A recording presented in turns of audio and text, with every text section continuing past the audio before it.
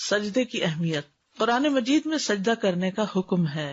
فاسجدوا للہ واعبدوا، تو اللہ کو سجدہ کرو اور اس کی بندگی کرو. نبی صلی اللہ علیہ وسلم کو سجدہ کرنے کا حکم ملا.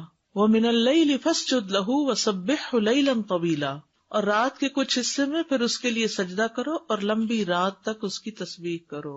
یعنی آپ کو دیر تک تسبیح کا حکم دیا گیا، یعنی نماز کے اندر. ایمان والوں کو سجدہ کرنے کا حکم ہے.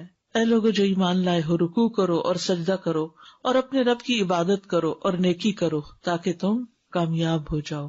تو سجدہ کامیابی کی ضمانت ہے. کامیاب ہونے کے لیے سجدہ ضروری ہے. سجدہ اللہ سبحانہ و تعالیٰ کا حق ہے، یہ بندگی کی انتہا ہے.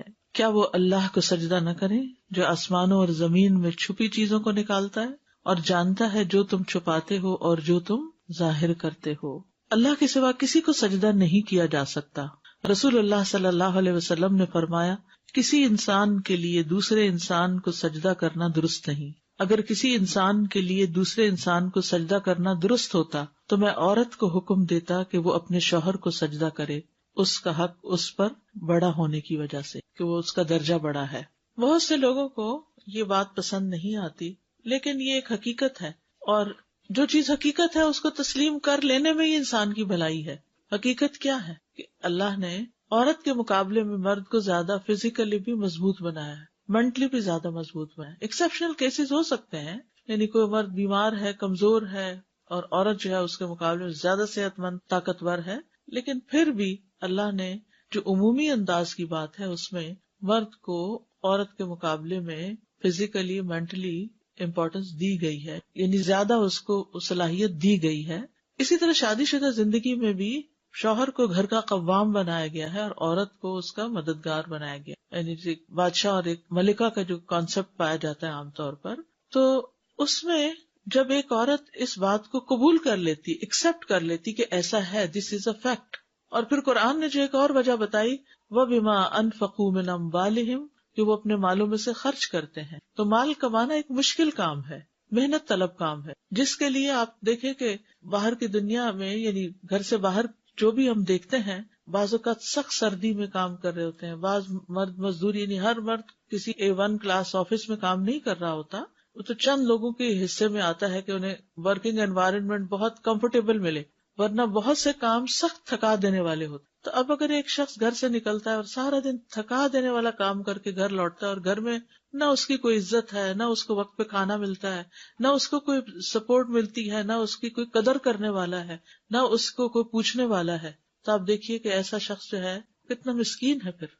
اور ایسی عورت جو مرد سے اپنے حقوق تو سارے وصول کر لے اور اس کو کچھ دینے کو تیار نہ ہو، تو پھر اللہ کی نگاہ میں پسندیدہ نہیں ہے. یہاں ایک بات تو سجدے کی ہو رہی ہے، لیکن اس کے ساتھ ساتھ ہمارا دین صرف حقوق اللہ کی نہیں، عموماً حقوق اللہ اور حقوق العباد ساتھ ساتھ آتے ہیں. والدین کو سجدے کا حکم نہیں دیا گیا، اور دیا تو شوہر کو بھی نہیں دیا گیا. اگر دیا جاتا تو شوہر کے لیے دیا جاتا. تو یہ دراصل کیوں کیا گیا؟ کیونکہ اللہ ہی نے مرد کو پیدا کیا نا. اللہ سے بڑھ کے مرد کی نفسیات کو کون سمجھتا ہے کہ مرد کن باتوں سے انکریجڈ ہوتا ہے اور کن باتوں سے وہ گھر میں سکون لاتا ہے. وہ ہوتا ہے اس کو اہمیت دینا، اس کی اہمیت کو قبول کر لینا. غلطیاں تو ہر ایک میں ہوتی ہیں، یہ نہیں کہ چند غلطیاں پکڑ لینا اور اس کے بعد اس کو بچوں کے سامنے بھی تو میں کر کے ذلیل و رسوا کرنا.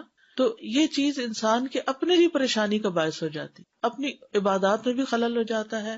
اور اگر آپ کوئی درس و تدریس کا کام کر رہے ہیں تو اس میں بھی کوئی برکت نہیں رہتی، اور کسی پل آپ کو چین نہیں، پھر زندگی پریشان حال گزرتی ہے. تو حل کیا ہے؟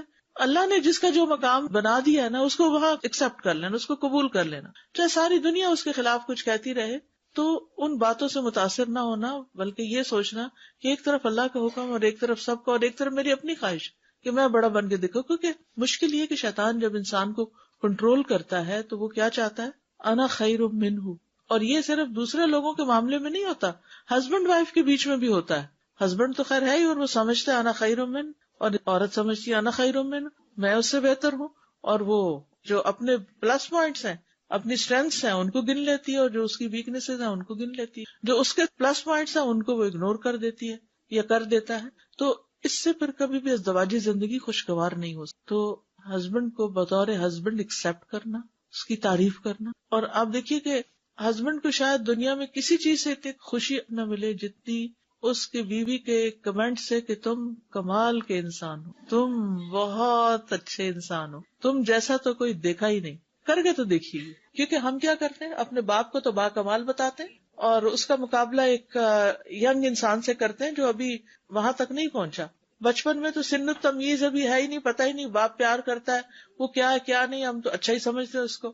بڑے ہو کر بھی تھوڑے عرصے کے بعد جب پڑھائیاں ہو گئی، شادی ہو گئی، تو باپ کا ایک اچھا ہی روپ سامنے دیکھا تو پھر شوہر کو اس سے کمپیئر کرنے لگتے ہیں، پھر کبھی بھائیوں سے کمپیئر کرنے لگتے ہیں، کبھی اس کے بھائیوں سے اس کو کمپیئر کرنے لگتے ہیں. تو اگر اس کی کسی بھی خوبی پر آپ اس کی تعریف کر سکیں تو آپ دیکھیں گے کہ اس سے زیادہ خوشی آپ کو کوئی چیز نہیں دے سکتی. اگر آپ واقعی چاہتے ہیں نا کہ شوہر کی طرف سے آپ کو خوشی ملے تو پہل آپ کو کرنی ہوگی، پہلے آپ کو اس کی تعریف کرنی. السلام علیکم ورحمۃ اللہ وبرکاتہ. استاد، وعلیکم السلام. میں شیئر کرنا چاہتی ہوں کہ میں نے 4-5 سال پہلے ایک درس ارینج کروایا تھا. تو درس کے دوران تمام سسٹرز کو کہا گیا تھا کہ آج آپ وعدہ کریں کہ گھر جا کے اپنے ہسبینڈ کا شکریہ ادا کریں گی اور ان کو کہیں گی آئی لو یو. آپ یقین کریں استاذہ، دوسرے دن میرے ہسبینڈ کو سب نے فون کیا، پلیز بھابھی کو کہیں کہ اس طرح کے درس روزانہ رہیں گے. گھروں میں چین آ رہا ہے کیونکہ دیکھیے ہر انسان ریکگنیشن چاہتا ہے. یہ انسان کے اندر ایک فطری سی خواہش ہے کہ وہ جیسا بھی ہے نا اسے ایکسپٹ کیا جائے. اب اگر کسی کے اندر کمزوری ہے یا کسی کے اندر خوبی ہے تو رکھی تو اللہ ہی نے ہے نا. ہم کسی کی خوبی کو ایکسپٹ نہیں کرنا چاہتے اور کسی کی کمزوری کو قبول نہیں کرنا چاہتے تو پھر مشکل اپنے لیے کھڑی کر لیتے ہیں. یعنی یہ کہنے سے ہمارا کچھ جائے گا نہیں سوائے ایگو کو مارنے کے، اور کچھ نہیں جائے گا، لیکن یہ ہے کہ اس سے ریٹرن آپ کو اچھا ملے گا. استاذہ، آج کل اگر بچیوں کو یہ بات سمجھائی جائے تو وہ کہتی ہیں ہسبینڈ اس لائق نہیں ہے، کہ اتنی ان کی ہم جو تعریف کریں گے وہ جھوٹی ہوگی. جی، ان سے کہے کہ برے سے برے انسان میری کوئی نہ کوئی خوبی ہوتی ہے، وہ تلاش کرو، وہ خوبی تلاش کریں. ہم وہاں ہینڈز اپ کر دیتے کہ ہم نہیں تلاش کر سکتے. اگر سمجھے کہ ہے ہی نہیں اس میں تو پھر ہماری نگاہوں کا قصور ہے. یہ ہو ہی نہیں سکتا. اللہ نے کسی چیز کو پیور ایول نہیں بنایا. کہتے کوئی ماں باپ اپنی بچی کے لیے کوئی ایسا شخص تو نہیں پسند کریں گے اللہ ہی کہ بچی خود ہی کر لے، کہ جو بالکل ہی زیرو ہو، بالکل اس میں کچھ بھی نہ ہو. رشتہ دیکھتے ہوئے آخر کچھ نہ کچھ تو دیکھتے ہی ہیں، اور کوئی نہ کوئی چیز ہمیں انسپائر کرتی ہے تبھی ہم ہاں کرتے ہیں نا. تبھی ہم کہتے ہیں کہ قبول ہے، تو اس وقت قبول کر لیا اور بعد میں ریجیکٹ کر دیا. السلام علیکم. جو ہمارا دور تھا استاد وہ تو ہمیں معلوم ہے ہم نے کیسے گزارا، مگر میری بچی ہے، اس کی شادی ہوئی اور اس کے میاں آئے امریکہ سے. اب ماشاءاللہ اب 4 سال ہو گئے یہاں آئے ہوئے، 4 بچوں کے وہ باپ ہیں اور ماں ہیں. میں نے ان سے ایک بات سیکھی، خاص طور سے اپنی بیٹی سے. اگر کوئی پرابلم ہوتی نا ان دونوں میں آپس میں کوئی نہ کوئی بات ہوتی ہے تو وہ پہلے میرے ساتھ ہی رہتے تھے، تو وہ ہمیشہ اپنے بیڈ روم میں چلے جاتے تھے اور دروازہ بند کر لیتے تھے. اس کے بعد آدھا گھنٹہ ہم مطلب ان کی شکل نہیں نظر آتی تھی. جب وہ واپس آتے تھے نکلتے تھے دونوں کمرے سے تو خوش ہوتے تھے. تو میں اس کو بولتی تھی صبا کیا کرتی ہو نا، تو وہ کہتی ہوں اما that's not your problem, we have learn from your mistakes. اور مجھے بہت اچھی لگی اس کی بات. بالکل. یہ آپ ہی کا کوئی لیکچر بہت عرصہ پہلے سنا تھا کہ اپنے شوہر کی 10 خوبیاں لکھ کے ایسی جگہ لگا لو جہاں زیادہ نظر پڑتی ہو. یقین کریں میں نے اپنی بیٹیوں سے اور بہوؤں سے یہ بات کہی کہ یہ مجھے بہت اچھی لگی بات، تو کہنے لگی کہ کیوں ہم اپنی خوبیاں کیوں نہ لکھ کے وہاں لگائیں. تو میں نے کہا نہیں، پھر تمہارا مسئلہ حل نہیں ہوگا. تم اگر نہیں بھی ہے تو تم سوچو کہ ان میں کیا اچھائیاں ہیں اور وہ لکھو. 10 نہیں ہے تو 5 تو ہوں گی اور لکھ کر لگاؤ. تو مجھے بہت اچھی لگی تھی آپ کے لیکچر کی بات. الحمدللہ. جی استاد، آپ جو ایک بات بتا رہی تھی ابھی کمپیریزن، وہ بھی ایک بہت فساد کا ایک جڑ ہوتی ہے، کیونکہ جو انسان دوسروں کے شوہر سے اپنے باپ سے اپنے بھائی سے جو کمپیئر کرتا ہے، کیونکہ ہر ایک کا طریقہ کیئرنگ کا یا پیار کا ہر ایک کا طریقہ الگ ہوتا ہے، مختلف ہوتا ہے. کوئی کہہ کر آپ کو مطلب کیئر دکھاتا ہے، کوئی نہیں کہہ کر اتنا کیئر کرتا ہے کہ آپ کو پتہ نہیں چلتا ہے. تو ہر چیز میں یعنی کیسی حکمت کہ ہم سوچیں، پھر آپ نے جیسے بتایا کہ ہم خود اس پہ سوچیں، غور کریں تو اس کی اچھائیاں نظر آئیں گی. کیونکہ ہم غور نہیں کرتے ہیں تو پھر ہمیں اچھائیاں اس کے اندر نظر نہیں آتی ہیں. کیونکہ شیطان دیکھنے نہیں دیتا. پیدا کرنے والے کو سجدہ کرنے، اللہ سبحانہ وتعالیٰ کو سجدہ کیوں کریں؟ کیونکہ اس نے ہمیں پیدا کیا، نہ صرف یہ کہ ہمیں بلکہ ہر چیز کو، اور اسی کی نشانیوں میں سے رات اور دن اور سورج اور چاند ہے. نہ سورج کو سجدہ کرو اور نہ چاند کو، اور اللہ کو سجدہ کرو جس نے انہیں پیدا کیا اگر تم صرف اس کی عبادت کرتے ہو. فرشتوں کا سجدہ کرنا، ان الذین عند ربک لا یستکبرون عن عبادتہ ویسبحونہ ولہ یسجدون. بے شک جو لوگ تیرے رب کے پاس ہیں یعنی فرشتے، وہ اس کی عبادت سے تکبر نہیں کرتے اور اس کی تسبیح کرتے ہیں اور اسی کو سجدہ کرتے ہیں. فرشتوں کا سجدہ کیسے ہے؟ رسول اللہ صلی اللہ علیہ وسلم نے فرمایا آسمان چرچراتا ہے جیسے کسی چارپائی پہ یا کسی ٹیبل پہ یا کسی چھت پہ زیادہ سامان رکھ دیا جائے تو کیا ہوتا ہے؟ چرچر کرنے لگتی ہے، اور اس کا حق ہے کہ وہ چرچرائے. اس ذات کی قسم جس کے ہاتھ میں محمد صلی اللہ علیہ وسلم کی جان ہے، وہاں تو ایک بالشت کے بقدر بھی ایسی جگہ نہیں، یعنی ایک بالشت، ایک ہاتھ برابر بھی ایسی جگہ نہیں جہاں کوئی فرشتہ سجدے میں اپنی پیشانی رکھے اللہ کی حمد کے ساتھ اس کی تسبیح نہ کر رہا. آسمان بھرا ہوا ہے فرشتوں سے جو سجدہ کر رہے ہیں اور مسلسل سجدے میں پڑے ہوئے ہیں. اگر ہم نہیں کریں گے تو اللہ تعالیٰ کو کوئی نقصان ہے؟ کوئی فرق پڑتا ہے؟ کچھ بھی نہیں. سورج کا سجدہ کرنا، ابو ذر رضی اللہ عنہ سے روایت ہے، کہتے ہیں میں غروب آفتاب کے وقت مسجد میں نبی صلی اللہ علیہ وسلم کے ساتھ تھا، تو آپ صلی اللہ علیہ وسلم نے فرمایا، اے ابو ذر، کیا تمہیں پتا ہے کہ سورج کہاں غروب ہوتا ہے؟ میں نے کہا اللہ اور اس کا رسول ہی زیادہ جانتے ہیں. آپ نے فرمایا بلا شبہ سورج چلتا رہتا ہے حتیٰ کہ عرش کے نیچے سجدہ کرتا ہے، یعنی اس کی ڈائریکشن میں آ جاتا ہے. والشمس تجری لمستقر لها ذلك تقدیر العزیز العلیم. پھر پودوں اور درختوں کا سجدہ کرنا، اور بغیر تنے والے پودے جو بیلے ہوتے ہیں زمین پہ پھیلے ہوئے، اور درخت سجدہ کر رہے ہیں، سائے بھی سجدہ کرتے ہیں. وَلِلَّهِ يَسْجُدُ مَن فِي السَّمَاوَاتِ وَالْأَرْضِ طَوْعًا وَكَرْهًا وَظِلَالُهُمْ بِالْغُدُوِّ وَالْآصَالِ. اور آسمانوں اور زمین میں جو بھی ہے اللہ ہی کو سجدہ کر رہا ہے، خوشی اور ناخوشی سے، اور ان کے سائے بھی پہلے اور پچھلے پہر صبح و شام سجدہ کرتے ہیں. جانور بھی سجدہ کرتے ہیں. وَلِلَّهِ يَسْجُدُ مَا فِي السَّمَاوَاتِ وَمَا فِي الْأَرْضِ مِن دَابَّةٍ وَالْمَلَائِكَةُ وَهُمْ لَا يَسْتَكْبِرُونَ. اور اللہ ہی کے لیے سجدہ کرتی ہے جو چیز آسمانوں میں ہے اور جو زمین میں ہے، کوئی بھی چلنے والا جانور ہو اور فرشتے بھی، اور وہ تکبر نہیں کرتے. رحمان کے بندوں کی صفت، وَالَّذِينَ يَبِيتُونَ لِرَبِّهِمْ سُجَّدًا وَقِيَامًا. اور جو اپنے رب کے لیے سجدہ کرتے ہوئے اور قیام کرتے ہوئے رات گزارتے ہیں. یہ عباد الرحمان کی صفات ہے نا سورۃ الفرقان میں، تو وہاں رات کو خاص طور پر قیام کے وقت سجدہ کرنے کی بات ہو رہی ہے. مومنوں کے چہرے میں سجدے کی علامات ہوتی ہیں. سیماہم فی وجوہہم من اثر السجود. ان کی شناخت ان کے چہروں میں موجود ہے سجدہ کرنے کے اثر سے. نافرمان سجدہ نہیں کرتے. جب انہیں کہا جاتا ہے کہ سجدہ کرو رحمان کے لیے، قالوا وما الرحمن انسجد لما تأمرنا وزادہم نفورا. جب ان سے کہا جاتا ہے رحمان کو سجدہ کرو تو کہتے ہیں اور رحمان کیا چیز ہے، کیا ہم اسے سجدہ کریں جس کے لیے تو ہمیں حکم دیتا ہے؟ اور یہ بات انہیں بدکنے میں بڑھا دیتی ہے اور دور کر دیتی ہے. یعنی نافرمان لوگ نماز نہیں پڑھتے، سجدہ نہیں کرتے. فما لہم لا یؤمنون واذا قرئ علیہم القرآن لا یسجدون. تو انہیں کیا ہے کہ وہ ایمان نہیں لاتے، اور جب ان کے سامنے قرآن پڑھا جاتا ہے تو وہ سجدہ نہیں کرتے. قیامت کے دن وہی سجدہ کر پائیں گے کہ جو دنیا میں اللہ کو سجدہ کرتے ہیں. پھر وہ اپنا سر سجدے سے اٹھائیں گے اور اللہ سبحانہ تعالیٰ کو دیکھیں گے، اور باقیوں کے سجدے کی اجازت نہیں دی جائے گی. ان کی پشت تختے کی طرح ہو جائے گی، جب بھی سجدہ کرنا چاہیں گے پیٹھ کے بل گر جائیں گے. سجدے کی فضیلت، معدان بن ابی طلحہ یامری سے روایت ہے، کہتے ہیں کہ میں رسول اللہ صلی اللہ علیہ وسلم کے آزاد کردہ غلام ثوبان سے ملا، اور میں نے عرض کیا کہ آپ مجھے ایسے عمل کی خبر دیں جس کے کرنے سے مجھے اللہ جنت میں داخل کر دے.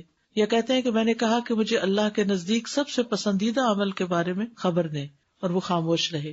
میں نے پھر پوچھا تو وہ خاموش رہے.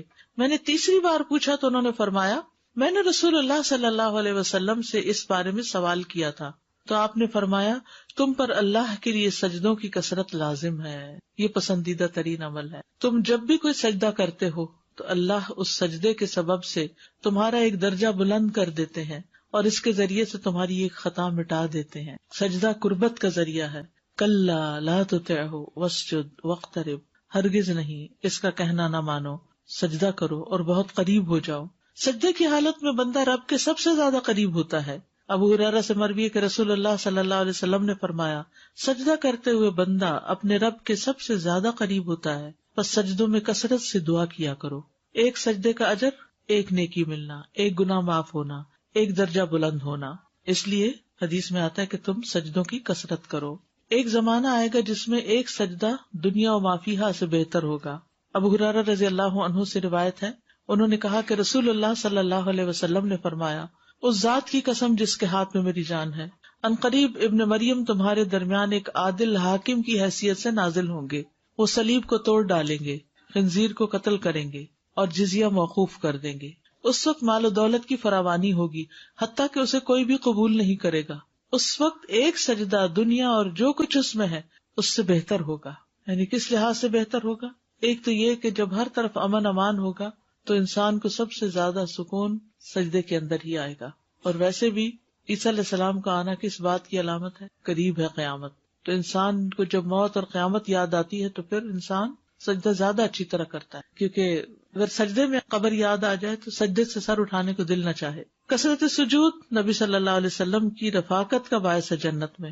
ربیہ بن کعب اسلمی سے روایت ہے کہ میں رات رسول اللہ صلی اللہ علیہ وسلم کے پاس گزارتا تھا. آپ کے وضو اور استنجا کے لیے پانی لایا کرتا تھا.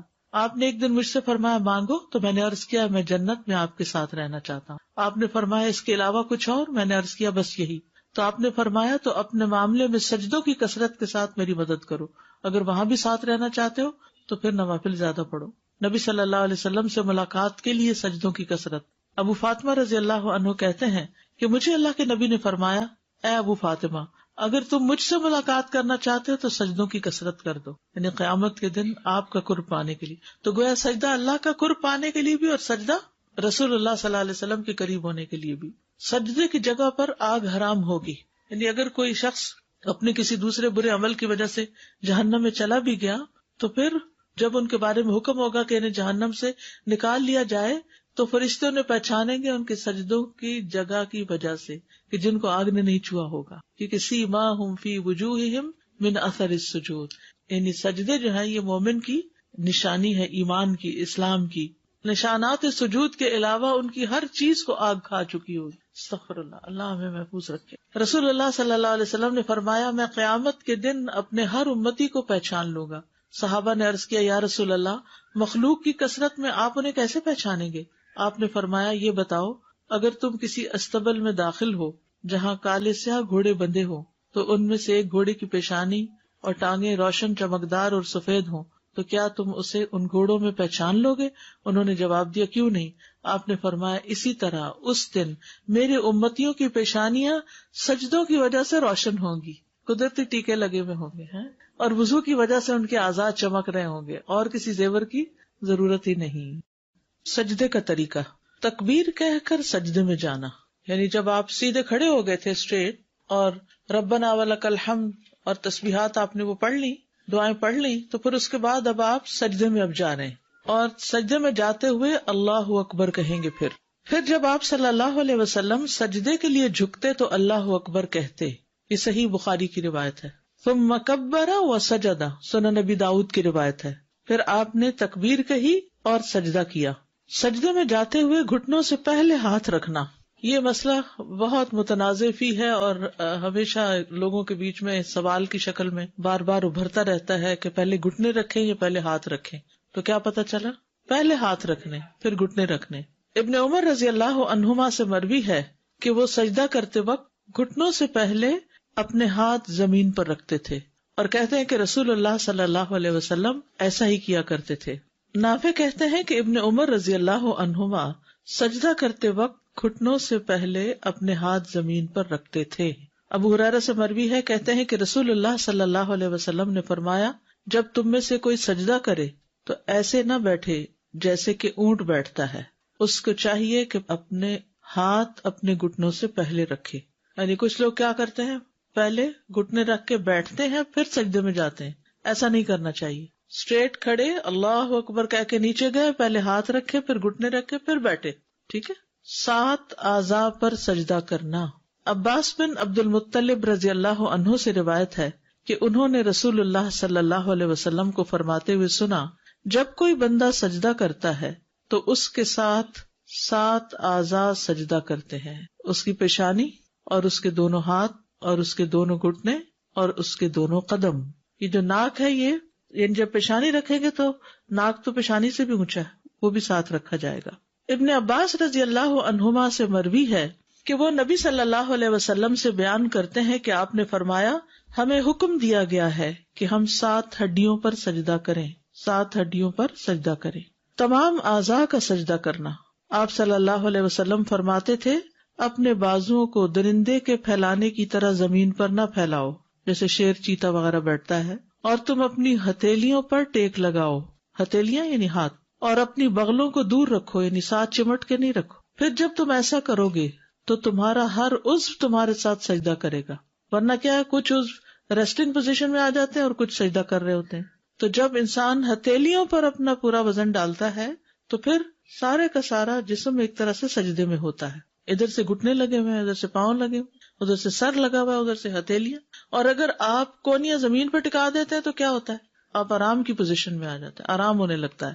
اور جو شخص 7 اعضاء پر سجدہ نہ کرے اس کا کیا حال ہے؟ بخاری اور مسلم کی روایت ہے، سجدہ کرنے والے کے لیے جائز نہیں کہ وہ 7 اعضاء میں سے کسی بھی چیز کو اٹھائے، کیونکہ نبی صلی اللہ علیہ وسلم نے فرمایا مجھے 7 ہڈیوں پر سجدہ کرنے کا حکم دیا گیا ہے، پیشانی پر اور اپنے ہاتھ سے ناک کی طرف اشارہ کیا، دونوں ہاتھوں، دونوں گھٹنوں اور دونوں پاؤں کی انگلیوں پر. اگر وہ اپنے دونوں پاؤں یا ان میں سے کوئی ایک، یا دونوں ہاتھ یا ان میں سے کوئی ایک، یا اپنی پیشانی یا اپنی ناک یا ان دونوں کو اٹھا لے تو اس کا سجدہ باطل ہو جائے گا اور اسے شمار نہیں کیا جائے گا.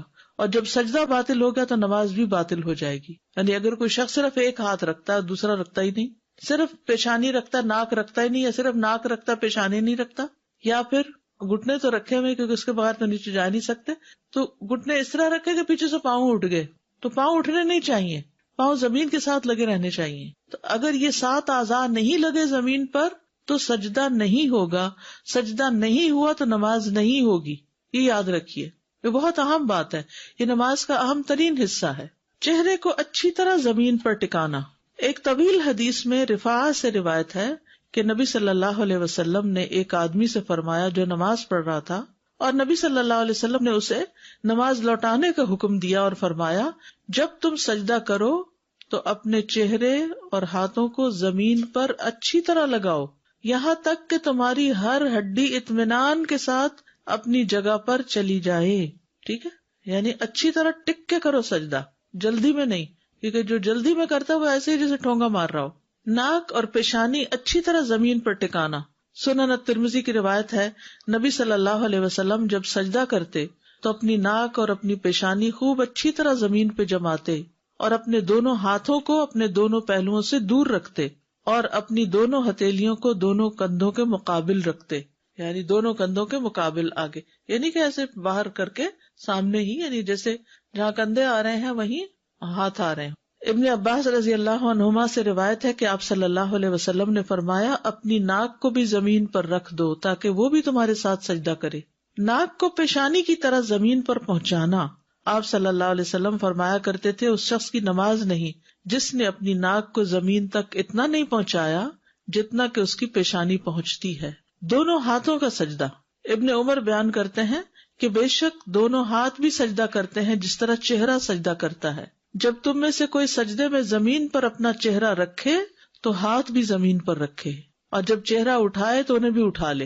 ٹھیک ہے، سجدے کے وقت ہاتھ بھی زمین پر، چہرہ اٹھے تو ساتھ وہ بھی اٹھا لیے جائیں. ہاتھوں کو دونوں کانوں کے برابر رکھنا. وائل بن حجر سے مروی ہے، انہوں نے کہا اور جب سجدے میں گئے تو اپنے ہاتھوں کو اپنے دونوں کانوں کے برابر رکھا. ہاتھوں کو کندھوں کے برابر رکھنا. اب یہاں آپ دیکھیے ایک روایت میں آ رہا ہے دونوں کانوں کے برابر اور یہاں کندھوں کے برابر، تو کندھے اور کان سجدے میں قریب قریب ہی ہوتے ہیں. پھر سجدہ کیا اور اپنے دونوں ہاتھوں کو اپنے کندھوں کے برابر رکھا. یہ تھوڑے آگے تھوڑے پیچھے ہو جائے تو کوئی حرج نہیں، دونوں طرح سے ٹھیک ہے. ہاتھوں کی انگلیاں قبلہ رخ کرنا، سامنے رکھنا. کچھ لوگ یوں کر کے سجدہ کر رہے ہوتے، انگلیوں کا اینگل ٹیڑھا ہو رہا ہوتا ہے. نہیں، انگلیاں سیدھی رکھنی ہے. محمد ابن عمرو ابن عطا سے روایت ہے، کہتے ہیں کہ آپ صلی اللہ علیہ وسلم جب سجدہ کرتے تو اپنے دونوں ہاتھوں کو رکھتے اس حالت میں کہ نہ زمین پر بچھے ہوتے اور نہ سمٹے ہوتے. بچھے ہوتے کا مطلب یعنی یوں کھول کے ایسے نہیں رکھے ہوتے تھے اور نہ یوں اکڑائے ہوتے، جیسے پہلے ہم نے بات کی تھی ہاتھ پکڑنے کی، یعنی کہ نیچرل پوزیشن میں. اور انگلیوں کا رخ سیدھا قبلے کی طرف کرتے تھے. واستقبل باطراف اصابعہ القبلہ، یعنی سجدہ کرتے ہوئے ان دونوں ہاتھوں کی انگلیوں کے اطراف قبلے کی طرف. اطراف کناروں کو کہتے ہیں. انگوٹھا تو obviously ادھر ہو جائے گا لیکن باقی سامنے کی طرف رہے، ہاتھ کو ٹیڑھا نہ کیا جائے. ہاتھوں کی انگلیاں ملانا. وائل بن حجر سے مرفوع ہے کہ جب آپ رکوع کرتے تو انگلیاں کھول لیتے، اسی لیے پھر ہم گھٹنے کو ایک طرح سے پکڑ لیتے ہیں، اور جب سجدہ کرتے تو انگلیوں کو ملا لیتے. سجدے کے وقت اتنا بڑا ہاتھ نہیں کھولا جائے گا، بس ایسے نیچرل سیدھا رکھتے ہوئے، تھوڑی بہت اگر ہلکا سا گیپ ہے بھی تو ٹھیک، اکڑا کے نہیں رکھنا، بس نیچرل وے میں. ہتھیلیوں پر ٹیک لگانا. اور آپ اپنی ہتھیلیوں پر ٹیک لگاتے تھے اور ان کو پھیلاتے تھے یعنی پوری طرح بچھا دیتے تھے. پھیلانے کا مطلب یہ ہے کھولنا نہیں ہے. اور ان کی انگلیوں کو ملاتے تھے اور ان کو قبلہ رخ کرتے تھے. ہتھیلی کے اندرونی حصے پر سجدہ کرنا، یعنی انگلیوں پر نہیں بلکہ ہتھیلی پر بو جانا چاہیے. ویسے تو پورے ہاتھ پہ ہی آ جاتا ہے لیکن ہتھیلی پر زیادہ حصہ. براء ابن عازب کہتے ہیں کہ رسول اللہ صلی اللہ علیہ وسلم ہتھیلی کے اندرونی حصے پر سجدہ کرتے تھے. یعنی ہاتھ رکھے نا تو اپنے اپنے ڈیسک پہ ہاتھ رکھے.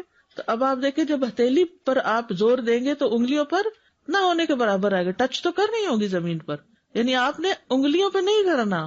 کرے اب انگلیوں پہ بوجھ ڈالے، ایسا نہیں کرنا. کیسے کرنا؟ ہاتھ کے اوپر ہتھیلی پر. انگلیوں پر کریں گے تو ہتھیلیاں اوپر اٹھ جائیں گی.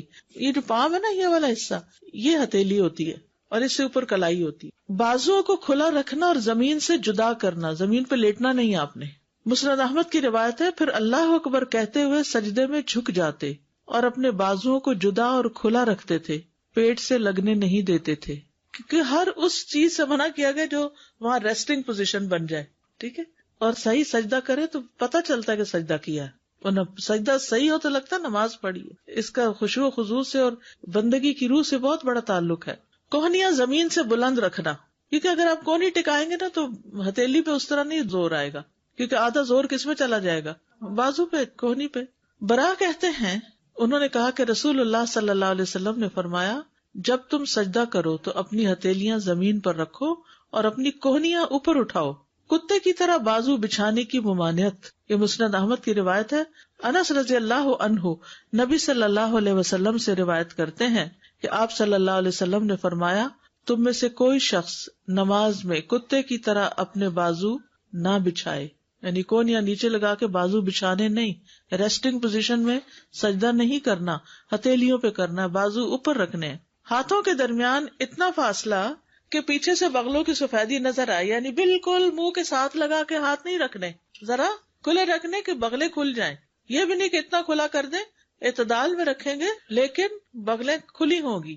عبداللہ بن مالک بن بحینا روایت کرتے ہیں کہ نبی صلی اللہ علیہ وسلم جب نماز پڑھتے تو سجدے کی حالت میں اپنے ہاتھوں کو کشادہ رکھتے، یعنی پہلوؤں سے دور رکھتے، یہاں تک کہ آپ کی بغلوں کی سفیدی نمایاں طور پر ظاہر ہوتی. ٹھیک ہے، اصل میں آپ صلی اللہ علیہ وسلم اسمارٹ بھی تھے نا، تو بازوں کا گوشت لٹک نہیں رہا تھا، یا پیٹ اتنا بڑا نہیں تھا، یا ویسے اوپر کا حصہ اتنا بھاری نہیں تھا، لہذا جب آپ کھولتے تو پیچھے سے دیکھنے والا آپ کے بغلوں تک دیکھ لیتا.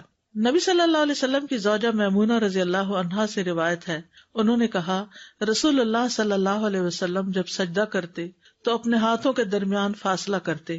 اپنے ہاتھوں کے درمیان یعنی ہاتھ جو زمین پہ رکھے فاصلہ کرتے، یعنی انہیں پھیلا لیتے یہاں تک کہ پیچھے سے آپ کی بغلوں کی سفیدی دیکھی جا سکتی تھی. اور جب آپ بیٹھتے تو بائیں ران پر اطمینان سے بیٹھتے. ٹھیک ہے، یعنی جب آپ سجدے سے اٹھ کر بیٹھتے تو کیسے بیٹھتے؟ بائیں پاؤں کے اوپر. کوہنیوں کو پہلوؤں سے جدا کرنے میں مشقت اٹھانا.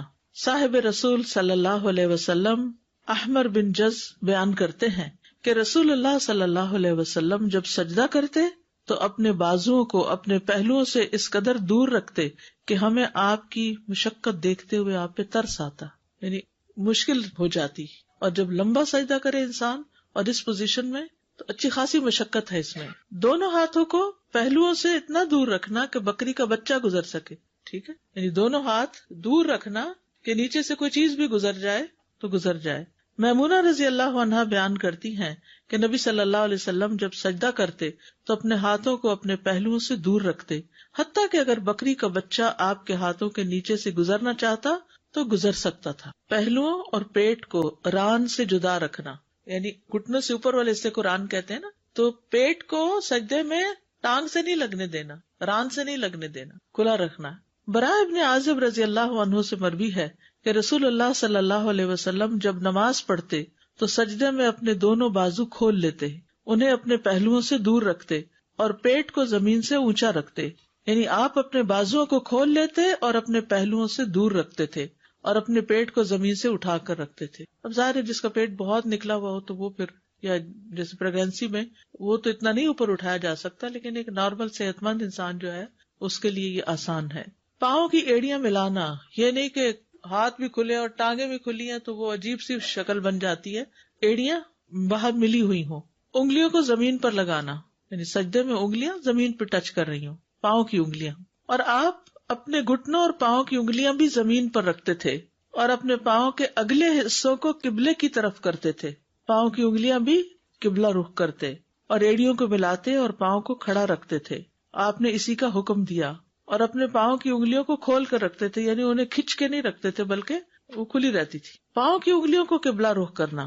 ابو حمید ساعدی رضی اللہ عنہ نے فرمایا، مجھے رسول اللہ صلی اللہ علیہ وسلم کی نماز تم سب سے زیادہ یاد ہے. ابو حمید کو ان کی نماز سب سے زیادہ یاد تھی.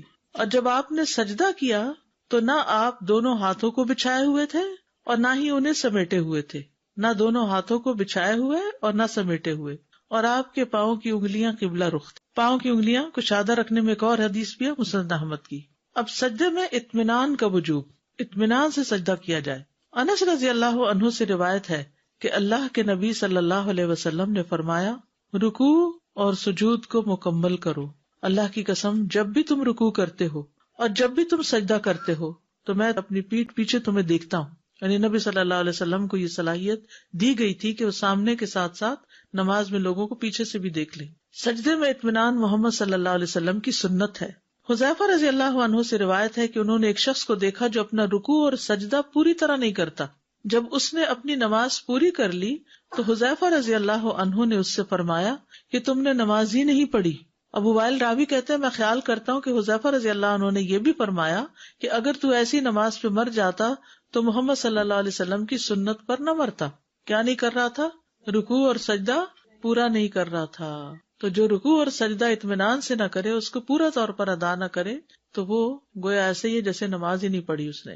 صحیح سجدہ نہ کرنے والا ملت محمد صلی اللہ علیہ وسلم پر نہیں ہوگا. ایک اور روایت میں، صحیح بخاری کی روایت میں ہی ہے کہ حضرت حذیفہ نے ایک شخص کو جب دیکھا کہ نہ رکوع پورا کرتا نہ سجدے، تو انہوں نے کہا، تم نے نماز ہی نہیں پڑھی. اگر تم مر گئے تو تمہاری موت اس فطرت پر نہیں ہوگی جس پر اللہ نے محمد صلی اللہ علیہ وسلم کو پیدا کیا. درست سجدے پر نماز کی قبولیت اور عدم قبولیت کا انحصار ہے. ابو ہریرہ رضی اللہ عنہ سے مرفوع روایت ہے کہ ایک آدمی 60 سال نماز پڑھتا ہے لیکن اس کی نماز قبول نہیں ہوتی. شاید اس کی وجہ کیا ہو کہ وہ رکوع تو پورے کرتا ہو لیکن سجدے مکمل نہ کرتا ہو، یا سجدے پورے کرتا ہو لیکن رکوع پورے نہ کرتا ہو. اتنی اہم بات ہے یہ. ابو مسعود انصاری بدری کہتے ہیں کہ رسول اللہ صلی اللہ علیہ وسلم نے فرمایا، اس شخص کی نماز کافی نہ ہوگی جو رکوع اور سجدوں میں اپنی پیٹھ سیدھی نہ رکھے.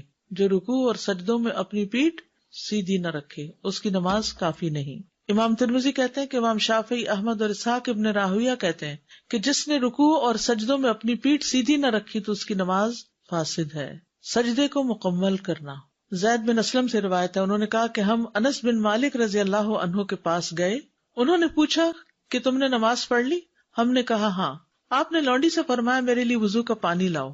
میں نے کسی ایسے امام کے پیچھے نماز نہیں پڑھی جو تمہارے اس امام سے بڑھ کر رسول اللہ صلی اللہ علیہ وسلم جیسی نماز پڑھتا ہو. زید نے کہا، عمر بن عبدالعزیز رکوع اور سجدے مکمل کرتے تھے اور قیام اور قعود ہلکا کرتے تھے. یعنی بہت لمبا قیام اور بہت لمبا تشہد نہیں پڑھتے تھے، لیکن رکوع اور سجدے بہت اطمینان سے ادا کرتے تھے. تو میک شور کہ رکوع اور سجدہ ٹھیک ہو. اطمینان سے ٹک کے سجدہ کرنا. سنن نبی داؤد میں نبی صلی اللہ علیہ وسلم کا فرمان ہے، اور جب سجدہ کرو تو ٹک کر سجدہ کرو. فمکن لسجودک، حتیٰ کہ جوڑ مطمئن ہو جائیں. پھر اللہ اکبر کہے، سجدہ کرے حتیٰ کہ اس کے جوڑ اطمینان سے ٹک جائیں. ہر عضو کا اپنی اپنی جگہ پہ ٹکنا. سنن نبی داؤد کی روایت میں نبی صلی اللہ علیہ وسلم کی نماز کے بارے میں آتا ہے، اور سجدہ کیا اور اپنی ہتھیلیوں کو زمین پر رکھا، پھر کوہنیوں کو پہلوؤں سے دور کیا حتیٰ کہ ہر عضو اپنی جگہ پہ ٹھہر گیا. یعنی یہ پرائم ٹائم ہے، نماز کا پیک ٹائم ہے کہ جس میں انسان بندگی کا شدید اظہار کر رہا ہوتا ہے، تو اس کو بہت صحیح طور پر ادا ہونا چاہیے. جلدی جلدی سجدہ نہ کرنا. ابو عبداللہ اشعری سے روایت ہے، کہتے ہیں کہ رسول اللہ صلی اللہ علیہ وسلم نے اپنے اصحاب کو نماز پڑھائی، پھر ان کے ایک گروہ میں بیٹھ گئے. ایک آدمی آیا، وہ کھڑے ہو کے نماز پڑھنے لگا تو وہ رکوع کرتا اور سجدے ایسے کرتا جیسے ٹھونگے مارے جاتے ہیں، جلدی جلدی بس ٹھک ٹھک. تو نبی صلی اللہ علیہ وسلم نے فرمایا، کیا تم لوگ اس کو دیکھ رہے ہو؟ جو شخص اس حالت میں مر گیا وہ اس حالت میں مرے گا کہ محمد کی ملت پر نہ ہوگا صلی اللہ علیہ وسلم. یہ شخص اس طرح نماز میں ٹھونگے مار رہا ہے جیسے کوا خون میں ٹھونگے مارتا ہے، یعنی کوئی اپنا شکار کھانے کے لیے. تو وہ شخص جو رکوع کرتا ہے اپنے سجدے میں ٹھونگے مارتا ہے، اس کی مثال ایسے بھوکے شخص کی ہے جو 1 یا 2 کھجوریں کھائے تو یہ اس کی بھوک کو کیا مٹائیں گی۔ اچھی طرح مکمل وضو کیا کرو، ایڑیوں کے لیے آگ کا عذاب ہے، رکوع اور سجدوں کو مکمل کیا کرو۔ کس قدر تاکید اور کتنی زیادہ اہمیت ہے کہ انسان اپنا وضو بھی صحیح کرے، رکوع اور سجدے بھی ٹھیک کرے۔ پھر مرغے کی طرح ٹھونگے مارنے سے بچنا چاہیے۔ نبی صلی اللہ علیہ وسلم نے 3 باتوں سے منع کیا ہے، نماز میں مرغے کی طرح ٹھونگے نہ ماروں، کتے کی طرح نہ بیٹھوں، اور لومڑی کی طرح ادھر ادھر نہ دیکھوں۔ ٹھیک ہے، کتا بازو بچھا کے جو آگے بیٹھتا ہے نا، یا ایک ٹانگ اٹھا کے جو بیٹھتا ہے۔ مکمل سجدہ نہ کرنے والا نماز کا چور ہے۔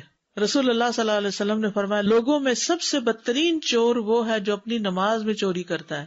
لوگوں نے پوچھا، اللہ کے رسول، انسان اپنی نماز میں کس طرح چوری کر سکتا ہے؟ آپ نے فرمایا، اس طرح کہ وہ اس میں رکوع اور سجود مکمل نہ کرے، یا فرمایا جو رکوع اور سجود میں اپنی پشت سیدھی نہ رکھے، یعنی اسٹریٹ نہ رکھے۔ سجدہ پورا نہ کرنے والے کے لیے وعید۔ علی بن شیبان جو اپنے قبیلے کے وفد میں شامل تھے، انہوں نے فرمایا، ہم لوگ اپنے علاقے سے نکلے یہاں تک کہ رسول اللہ صلی اللہ علیہ وسلم کی خدمت میں حاضر ہوئے۔ ہم نے آپ کی بیعت کی، آپ کے پیچھے نماز ادا کی۔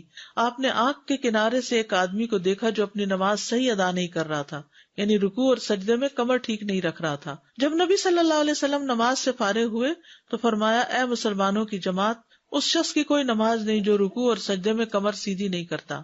چہرے کا رخ موڑے بغیر آنکھ کے کنارے سے اگر کوئی چیز نظر آ گئی ہے، کسی کی حرکات و سکنات کا پتہ چل گیا، تو اس سے نماز میں فرق نہیں پڑتا، لیکن خشوع میں تو بہرحال فرق ہو جاتا ہے۔ نہیں، کونیاں نہیں پھیلانی، بازو اس طرح کرنے نا، یعنی بہت زیادہ بھی نہیں کرنے، بازو کا بہت ٹائٹ بھی لوگ کر دیتے ہیں، لیکن یہ ہے کہ پھر اس صورت میں جو اضطراری کیفیت جہاں بھی آ جائے نا، تو وہاں پر یعنی کوئی بیماری ہے، مجبوری ہے، کوئی جگہ تنگ ہے، پھر اس صورت میں جیسے بھی ہو نماز پڑھ لیتے ہیں۔ سمجھ آتا ہے، لیکن سجدے میں پشت کا سیدھا سجدے میں پشت سے مراد یہ ہے کہ یوں نیچے کو نہیں گجو جانا چاہیے، یوں نہیں ہونی چاہیے، یوں ہونی چاہیے، ٹھیک ہے، یوں بل نہیں ہونا چاہیے، جھکاؤ نہیں ہونا چاہیے، اسٹریٹ سر سیدھا، یعنی پیٹھ اور سر کے بیچ میں جو ریڑھ کی ہڈی ہے وہ اسٹریٹ رہے، اس میں کب نہ آئے۔